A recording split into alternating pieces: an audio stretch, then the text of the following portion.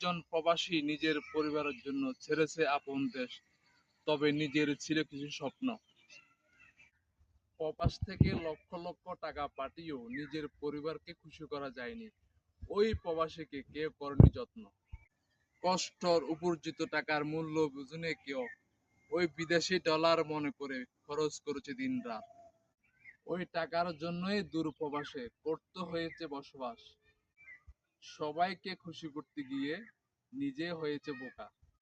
ওই স্বার্থর মায়া জালে পড়ে হারালো সবই। ওই স্বার্থর মায়া জালে পড়ে হারিয়েছে সবাই। আর ওই দূর প্রবাসীকে করেছে সবাই একা। কথাগুলো মিলে নিবেন। আর সবাই ভালো থাকবেন। আল্লাহ হাফেজ।